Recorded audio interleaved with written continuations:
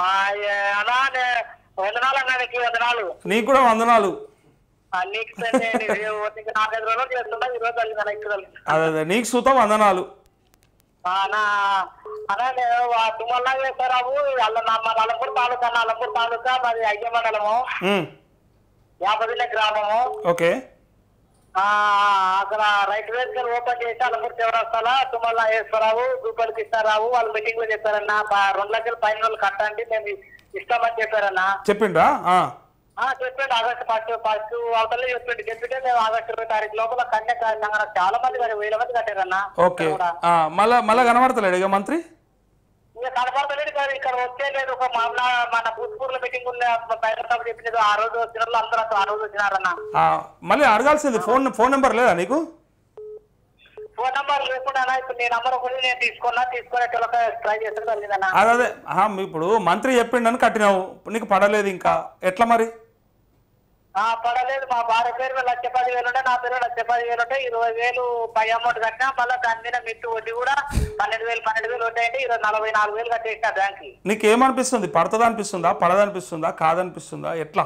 అలా నువ్వు చెప్తుంటే నేను నీ గురించి నేను దాన్ని చాలా ఇంటున్నా. ఇన్నందుకు అదే సంతోషపడుతున్నాను. చెప్పే మాట సంతోషపడి. మాటకు సంతోషం ఏమున్నది? పైసా పడితే సంతోషం, కానీ అకౌంట్లో పైసలు పడితే గమ్మత్ మనందరికి. నేను చెప్పేది చెప్తానే ఉంటుంది, ఇక చెప్తే గమ్మత్ ఉంటుంది, కానీ పైసలు పడితేనే గమ్మత్, అసలు గమ్మతి. అయితే వేస్తారు, పడతాయి. 2 లక్షల కంటే మీద ఉన్న వాళ్ళకు తొందరలో డేట్లు వస్తున్నాయి. ఆ డేట్లలో నీ పైసలు కూడా పడిపోతాయి. సరేనా? నువ్వైతే ఏం ఫికర్ చేయకు.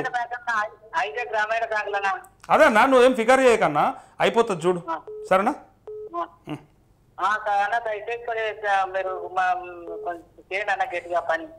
పని చేస్తుంది అన్న, నీకోసం చేస్తాను పని. నేను చేస్తున్నా, నేనేమన్నా తక్కువ చేస్తున్నా చూడు. ప్రతి రైతులు సలహా ఇస్తున్నా, వాళ్ళతో కూడా మాట్లాడుతూ అంటున్నా. నేను వింటున్నా, ఛానల్ మొత్తం వింటున్నా. గట్టిగా అంటే ఎట్లా చేయాలి చెప్పే, ఇంకా నువ్వు చెప్పు, నీ ఐడియా చెప్పండి.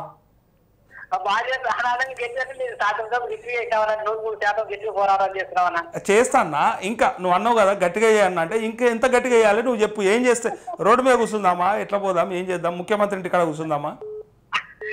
దీని విషయంలో రైతుల గురించి ఎంత ధర్నా చేస్తాం, ఫుల్ ధర్నా చేసినా కూడా ఇబ్బంది లేదన్నా. చేస్తున్న వాళ్ళు ఏంటంటే సగం మందికి అయితే సగం మంది కాదు, చాలా మంది ధర్నా అన్న. ధర్నా చేయాలంటే ఇప్పుడు మీరంతా రావాలి.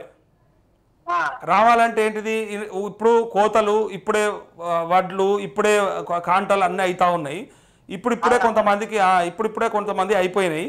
మళ్ళా ఆల్రెడీ తెచ్చుకొని ఇక వడ్లు నారు పోసుకుంటా ఉన్నారు. ఇట్లాంటి టైంలో ఇబ్బంది పెట్టి తుకాలు పోసుకోవాలి కదా మళ్ళా. అయితే పనులు ఉండగా ఇబ్బంది పెట్టద్దు అనేదే తప్ప, లేకపోతే ఇప్పుడు ఎంతసేపు చెప్పన్నా మిమ్మల్ని రెచ్చగొట్టి ఏదంటే చేయడానికి. మీ అందరి గొంతుకగా నేను మాట్లాడి వాళ్ళకి మీద ఒత్తిడి తీసుకొద్దామనే ప్రయత్నమే తప్ప. అందుకే నేను రోజు ఒక ఎమ్మెల్యేకు ఆయనకో ఫోన్ చేస్తా ఉన్నా కదా, అందరు నాయకులకు మాట్లాడుతున్నా కదా.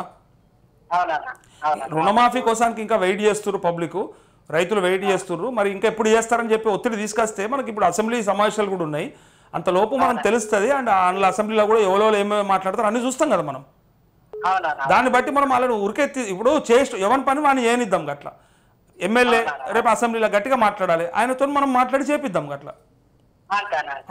ముఖ్యమంత్రి దృష్టికి పోవాలి ఎక్కడికి వెళ్ళి, ఇంకా రాష్ట్రంలో రైతులు ఎదురు చూస్తున్నారు అనే విషయం చెప్పాలి. అవునన్నా, చాలా బాధపడుతున్నారు. వాళ్ళు కట్టి దాడులు చేస్తున్నారు. చాలా మంది కూడా మనతో పాటు కూడా కరెక్ట్ అన్న. నీలాగా ఆలోచించే వాళ్ళు ఉండాలి. ఎందుకంటే నేను ఒక్కొని కాదన్నా, రాష్ట్రంలో చాలా మంది ఉన్నారని చెప్పేటోళ్ళు గొప్ప. ఇప్పుడు ఓళ్ళు ఫోన్ చేసినా వాళ్ళే చెప్తారు సమస్య, కానీ ఇంకో 10 మంది కోసం ఆలోచించేటోడు నాయకుడు అవుతాడు ఎప్పుడైనా. ఓకే అన్న, థ్యాంక్ యూ.